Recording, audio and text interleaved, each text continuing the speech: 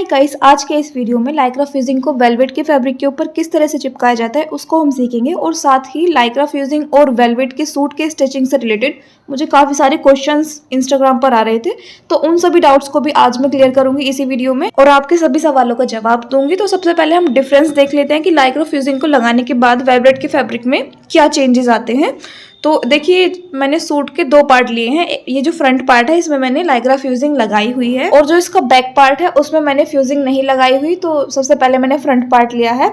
तो इसमें Lycra fusing लगाने के बाद ना काफी स्टिफनेस आ गई है, हमारे कपड़े का जो टेक्सचर है वो काफी अच्छा हो जाता है और इसमें फिनिशिंग भी काफी हद तक हमारी बढ़ जाती है फ्यूजिंग का यूज करने के बाद। और देखिए, जो हमारा सूट का बैक पार्ट है इसमें मैंने अभी फ्यूजिंग नहीं लगाई हुई, आपको लगा के बताऊंगी कि किस तरह लगाई जाती है। इसको भी आप देखिएगा कि विदाउट फ्यूजिंग हमारा ये वेलवेट का फैब्रिक कैसा है। वीडियो में इतना अच्छे से नहीं पता चल पा रहा, जब आप उसको सामने से खुद से टच करेंगे, छुएंगे, तब आपको पता चलेगा कि कितना ज्यादा डिफरेंस। काफी कमजोर वाला वेलवेट है ये। और देखिए, जिसमें मैंने फ्यूजिंग लगाई हुई है इसमें कितना भारीपन आ गया, हमारे कपड़े में काफी ज्यादा स्टिफनेस आ गई है। और विदाउट फ्यूजिंग वाला आप फैब्रिक देख ही सकते हैं कितना हल्का सा है। अगर हम इसको विदाउट फ्यूजिंग ही स्टिच करते हैं ना, तो कटिंग करते टाइम भी ये बहुत ज्यादा दिक्कत करता है, अच्छे से संभल नहीं पाता और काफी ज्यादा झोल भी खाता है। ये स्टिच करते टाइम भी काफी दिक्कतें आती है। और एक सबसे बड़ी दिक्कत जो वेलवेट के फैब्रिक में आती है कि कट होने के बाद ना वो उसके जो किनारे होते हैं वो अंदर की तरफ फोल्ड होने लगते हैं। देखिए, इस तरह से ये फोल्ड हो जाते हैं अंदर की तरफ, हर तरफ से ना। ये जहां से भी हम कट करेंगे इसको थोड़ी देर बाद ही अपने आप अंदर की तरफ रोल हो जाता है, तो इससे भी बड़ी ज्यादा प्रॉब्लम आती है। और अगर हम फ्यूजिंग वाले फैब्रिक में देखें तो ये बिल्कुल भी रोल नहीं हो रहा अंदर की तरफ। देखिए, चारों तरफ से पूरा खुला हुआ है फैब्रिक, जैसे हमने कट किया था वैसे का वैसे ही है। और बिना फ्यूजिंग वाले में ये दिक्कत सबसे ज्यादा आती है। तो लाइक्रा फ्यूजिंग आपको जरूर यूज करनी चाहिए फैब्रिक में, वेलवेट के फैब्रिक में स्पेशली। वेलवेट के सूट में अगर आप लाइक्रा फ्यूजिंग लगा रहे हो तो इसके बाद आपको किसी भी तरह का कोई अस्तर वगैरह लगाने की जरूरत नहीं पड़ती। कुछ लोग लगाते भी हैं बट मुझे तो जरूरत नहीं लगती, उससे मेहनत ही ज्यादा होनी है और आपके चार्ज भी बढ़ जाएंगे, खर्चा भी आएगा ऑब्वियसली, क्योंकि 3 लेयर हो जाएंगी तो टेलर भी चार्ज ज्यादा लेगा, प्लस अस्तर का आपका चार्ज बढ़ेगा। तो इसलिए मैं तो अस्तर नहीं लगाती, बहुत ज्यादा मोटा हो जाता है, फ्यूजिंग से ही काफी अस्तर की नीड नहीं होती। बाकी आपको लगता है तो आप लगवा सकते हैं। इस पार्ट पे तो मैं फ्यूजिंग लगा चुकी हूँ, इसको हम साइड कर देते हैं। तो ये हमारा जो बैक पार्ट है इस पे मैं आपको फ्यूजिंग लगाना बताऊंगी कि लाइक्रा फ्यूजिंग किस तरह से लगाई जाती है। तो सबसे पहले हम अपनी फ्यूजिंग देख लेते हैं कि फ्यूजिंग होती किस तरह की है। तो ये देखिए, ये ब्लैक कलर में मैंने ली है, 2 कलर में आती है, व्हाइट और ब्लैक। डार्क कलर में आपको ब्लैक यूज करनी होती है और लाइट वाले में व्हाइट यूज करनी होती है। वेलवेट का फैब्रिक तो मोटा होता है, उसमें मतलब ट्रांसपेरेंट जैसा कुछ नहीं होता, तो उसमें ब्लैक व्हाइट से इतना ज्यादा कुछ भी नहीं फर्क पड़ता। लेकिन ब्लाउज के फैब्रिक में अगर आप फ्यूजिंग लगा रहे हैं तो एक बार आप नीचे रख के भी देख सकते हैं। वैसे रूल यही है कि डार्क वाले में ब्लैक और लाइट वाले में व्हाइट लगती है, ठीक है। तो एक साइड से जो है हमारी फ्यूजिंग की जो साइड है वो रफ साइड होती है, छोटे छोटे दाने होते हैं, और एक साइड से सॉफ्ट होती है, थोड़ी शाइनी सी होती है। तो जिस तरफ से ये रफ साइड है उसी साइड से आपको फैब्रिक के ऊपर उसको स्टिक करना होता है। जो रफ वाली साइड होती है वही हमारी फैब्रिक के ऊपर पेस्ट होती है और जो सिल्क और मतलब सॉफ्ट वाली साइड होती है वो हम कपड़े के ऊपर की तरफ रखते हैं। और ये लाइक्रा फ्यूजिंग 2 क्वालिटीज में आती है, एक हल्की वाली होती है, एक ये जो मैंने ली हुई है अच्छी क्वालिटी में। तो जो मैंने ली हुई है वो 100 रुपीज पर मीटर है और जो हल्की वाली होती है वो हमारे यहाँ पर 70 रुपीज पर मीटर है। आपके एरिया के अकॉर्डिंग चार्जेस थोड़े 10-20 रुपए ऊपर नीचे हो सकते हैं। आप कुछ लोग कमेंट करते हैं कि इतने की नहीं, आप बहुत ज्यादा बता रहे हो, इतने की आती है।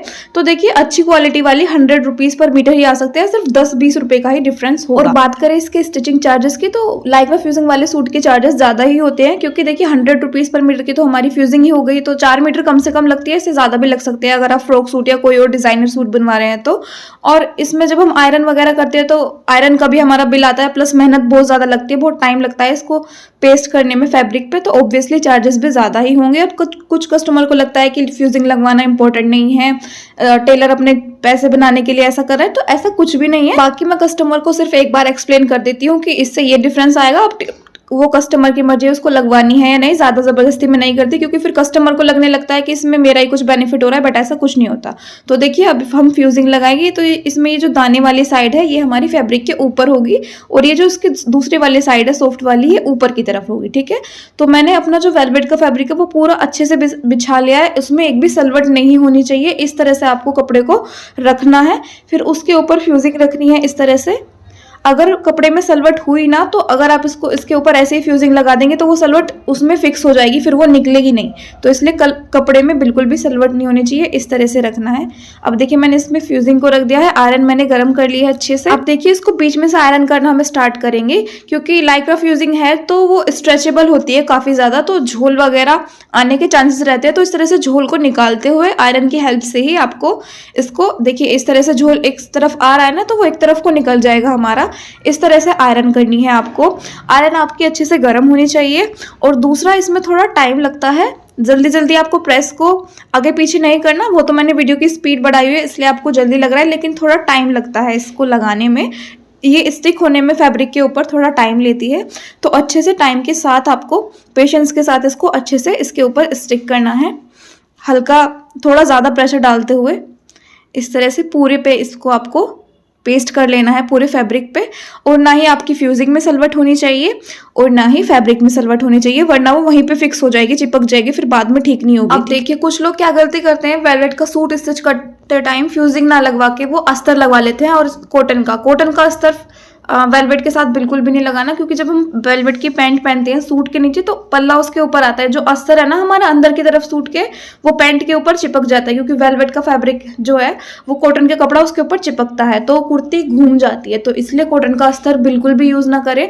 मैं तो आपको लाइक्रा फ्यूजिंग ही सजेस्ट करूंगी। बाकी आपको अगर अस्तर यूज करना है, फ्यूजिंग नहीं लगवानी, तो आप सिल्क का अस्तर यूज कर सकते हैं, क्योंकि सिल्क का अस्तर उसके ऊपर नहीं चिपकता। ठीक है, वैसे मैं सजेस्ट करूंगी आप कोई भी अस्तर ना लगवा के फ्यूजिंग ही लगवाएं, क्योंकि उसमें ना फैब्रिक में काफी ज्यादा फिनिशिंग आ जाती है, स्टिफनेस आ जाती है।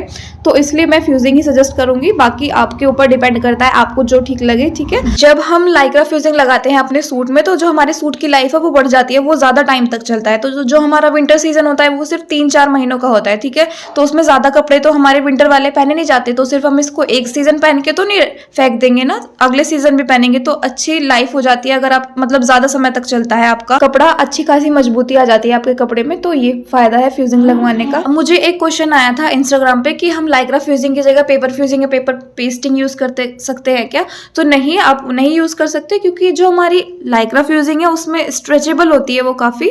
तो जब भी हम उसको फैब्रिक पे पेस्ट करते हैं तो जो हमारे कपड़े का खिंचाव है वो बिल्कुल भी खत्म नहीं होता। अगर हम पेपर पेस्टिंग को लगा देंगे ना फैब्रिक पे, तो जो हमारे कपड़े का खिंचाव है, जो ओरेपन जो हमें चाहिए होता है वो नहीं मिलेगा। क्योंकि जहाँ पे हमारी गोलाई वाली जगह है, जैसे कि बाजू का आर्म होल और आपके सूट का आर्म होल, गले की गोलाई, वो बिल्कुल खत्म हो जाएगा अगर आपने पेपर फ्यूजिंग या पेस्टिंग लगा दी तो। और उसमें झोल आएगा, दिक्कत आएगी काफी ज्यादा। और लाइक्रा फ्यूजिंग के साथ ऐसा नहीं है, क्योंकि वो हमारी खिंचाव वाली होती है, काफी स्ट्रेच हो जाती है। तो कपड़े का जो खिंचाव है वह इसको यूज करने से वैसे का वैसा ही रहता है, कोई चेंज नहीं आता। तो आपको लाइक्रा फ्यूजिंग ही यूज करनी है, पेपर फ्यूजिंग आप नहीं यूज कर सकते। एक और किसी ने क्वेश्चन पूछा था कि वेलवेट के कपड़ा सिलते टाइम हमें कितने नंबर की सुई यूज करनी चाहिए। तो मैं जब भी वेलवेट का फैब्रिक या सूट कुछ भी स्टिच करती हूँ वेलवेट का, तो मैं 14 नंबर की सुई का यूज करती हूँ। काफी यूट्यूबर्स 11 नंबर की सुई बताते हैं, बट मैं 11 नंबर की सुई नहीं यूज करती, मैं 14 नंबर की करती हूँ ऑर्गन की। तो उससे कोई भी दिक्कत नहीं आती, काफी अच्छी सिलाई आती है। तो मैं आपको सजेस्ट करूंगी आप भी 14 नंबर की सुई का ही यूज करें। ठीक है, एक और टिप मैं आपके साथ शेयर करूंगी, जो मैंने फर्स्ट टाइम जब पहले फ्यूजिंग लगाई थी तो गलती कर दी थी कि कभी भी एक साथ पैंट या सूट के कपड़े पे पूरे पे एक साथ फ्यूजिंग ना लगाएं, उससे आपके कपड़े में बहुत ज्यादा झोल आएगा और फ्यूजिंग में भी। तो देखिए मैंने पूरे फैब्रिक पे फ्यूजिंग लगा ली है अपने, और कपड़े का टेक्सचर बिल्कुल चेंज हो गया, काफी अच्छी सी इसमें स्टिफनेस आ गई है। आप देख सकते हैं, आपको देखने से पता चल गया होगा, ना इसमें अब कोई सलवट पड़ेगी, ना हमें इसको बार बार संभालने की जरूरत पड़ेगी, ना ही अब रोल होगा अंदर की तरफ। अब इसमें जो साइड्स में ये एक्स्ट्रा फ्यूजिंग निकली हुई है, इसको मैं कट करके बिल्कुल फैब्रिक के बराबर इसको अलग कर लूंगी चारों साइड से। कह रही थी कि पूरे कपड़े पे एक साथ फ्यूजिंग कभी ना लगाए, उससे झोल आएगा दोनों चीजों में। जैसे मैंने सूट के फ्रंट पार्ट पे अलग लगाई है, बैक पे अलग लगाई है, स्लीव्स पे अलग, तो इसी तरह आपको सलवार या पैंट के भी सब अलग अलग पार्ट्स पे लगाए। सूट की जो मेन कटिंग है वो तो आपको फ्यूजिंग लगाने के बाद ही करनी है, लेकिन एक अंदाजे से सूट की चौड़ाई लेने की, आपको कितना चौड़ा कपड़ा चाहिए होगा उस हिसाब से आप कटिंग करके फिर फ्यूजिंग लगाएंगे तो फिनिशिंग आएगी काफी। कटिंग बाद में करना, ताकि कटिंग में भी आपकी अच्छी फिनिशिंग आए। और कपड़े की चौड़ाई के हिसाब से ही आप फ्यूजिंग भी कट कर लेना, जितना चौड़ा आपका फैब्रिक पे आपको फ्यूजिंग लगानी है उस हिसाब से आप फ्यूजिंग को भी अलग कट करके फिर लगाएं। अब देखिए मैंने इस फैब्रिक को डबल फोल्ड करके, जैसे नॉर्मली सूट की मार्किंग होती है वैसी करनी है, सिंपल सूट की जैसे मार्किंग होती है। सबसे पहले मैंने कपड़े को ऊपर सीधा करके एक निशान लगा लिया, फिर शोल्डर का, फिर आर्म होल का, फिर आपके चेस्ट साइज का, कमर का, हिप का, सेम वैसे ही आपको कटिंग करनी। एक और क्वेश्चन है कि लाइक्रा फ्यूजिंग वॉश करने के बाद फैब्रिक को क्या फैब्रिक से अलग हो जाती है? तो हाँ, मतलब कहीं कहीं से अलग हो जाती है, ऐसा ना कि पूरी ही अलग हो जाती है, बट उससे कोई भी दिक्कत नहीं है, क्योंकि जब हम पूरे सूट में फ्यूजिंग लगाते हैं तो वो सिलाई में चारों तरफ से दब जाती है, ठीक है। और जब हम उस पर दोबारा से अपने सूट को प्रेस आयरन करके पहनेंगे ना, तो वो फिर से उसके ऊपर अच्छे से पेस्ट हो जाएगी, तो उसमें कोई भी दिक्कत नहीं है। धुलने के बाद हटती है, लेकिन आयरन करने से वो फिर से वापस से उसके ऊपर स्टिक हो जाती है, ठीक है। तो देखिए सूट की मार्किंग मैंने कर ली है। अब मैं नीचे इसकी लेंथ का निशान लगा रही हूँ, नीचे से सीधा करके। पहले फैब्रिक को थोड़ा तिरछा आया था ये फैब्रिक, तो यहाँ से इसको सीधा कर लेंगे इस तरह से। फिर अपने पल्ले की चौड़ाई का निशान लगा के और हिप वाला जो निशान है उससे मिला देंगे।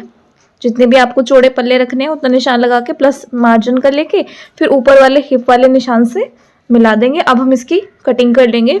जैसे सिंपल सूट की कटिंग होती है मैंने बिल्कुल वैसे ही की। और जो मैंने आपको फ्यूजिंग लगाने की अभी ट्रिक बताई है कि अलग अलग पार्ट्स में कट करके ही फ्यूजिंग लगाई, अगर आप इस तरह से लगाएंगे ना तो जल्दी आपकी फ्यूजिंग लगेगी, आपको टाइम नहीं लगेगा। अगर बड़े फैब्रिक पे लगाते हैं ना एक साथ तो बहुत ज्यादा टाइम लगता है, झोल भी बहुत ज्यादा आता है एक साथ लगाने से। तो जितनी जो आपकी सूट की सबसे ज्यादा चौड़ाई है उतनी चौड़ाई आप ले लीजिए, प्लस उसमें मार्जिन का ऐड करके उस हिसाब से आप पूरा कपड़ा कट कर लीजिए। पूरी कटिंग मत कीजिए सूट की। उसके बाद आप फ्यूजिंग भी उस हिसाब से कट करके इसके ऊपर अच्छे से पेस्ट कर दीजिए। उसके बाद मेन कटिंग कीजिए, तो उससे फिनिशिंग आएगी और आपकी जो फ्यूजिंग लगाएंगे आप वो आसानी से लग जाएगी, उसमें आपको कोई भी दिक्कत नहीं आएगी, ठीक है। अब देखिए कटिंग मैंने इसकी कर ली है। अब देखिए फैब्रिक में बिल्कुल भी कोई भी सलवट नहीं आ रही है। अगर मैं इसमें फ्यूजिंग ना लगाती ना मुझे बहुत दिक्कत आती, बहुत ज्यादा टाइम लग जाता है इसको कटिंग करने में। इसका टेक्सचर इतना अच्छा हो गया है। अब जैसे नॉर्मली इसको स्टिच करते हैं, मैंने सेम इसको वैसे ही बिल्कुल स्टिच कर लिया था। पूरे में पाइपिंग लगाई थी इसमें 14 नंबर की सुई से। बाकी इसमें कुछ भी अलग नहीं करना, बेसिक जैसे सिंपल सूट हम सिलते हैं वैसे ही स्टिच किया है। बस नेक में, स्लीव्स में और इसके पल्लों में मैंने पाइपिंग लगा दी है। सूट के बैक पार्ट में मैंने पूरे में पाइपिंग लगा दी है, इससे थोड़ा लुक और ज्यादा अच्छा आ जाता है पूरे सूट का। अब देखिए मैं आपको पास से दिखाऊंगी इसमें कितनी ज्यादा फिनिशिंग आई है फ्यूजिंग को यूज करने के बाद। तो ये डिफरेंस है। पैंट भी आप देख सकते हैं हमारी कितनी अच्छी स्टिच होके रेडी हुई है। आई होप कि आपके लाइक्रा फ्यूजिंग को लेकर या वेलवेट या सनील के फैब्रिक को लेकर जो भी क्वेश्चंस थे या डाउट्स थे वो सभी इस वीडियो में क्लियर हो गए होंगे। फिर भी आपका कोई सवाल है, कोई सिलाई करते टाइम आपको जो भी प्रॉब्लम आती है, तो आप इस वीडियो के कमेंट सेक्शन में मुझे अपने सभी सवाल पूछ सकते हैं, मैं उन सभी का रिप्लाई करूंगी। एंड अगर ये वीडियो आपके लिए जरा भी यूजफुल रहा है तो वीडियो को लाइक शेयर करना बिल्कुल न भूलें। चैनल को भी सब्सक्राइब कर लेना इसी तरह के वीडियोस देखने के लिए।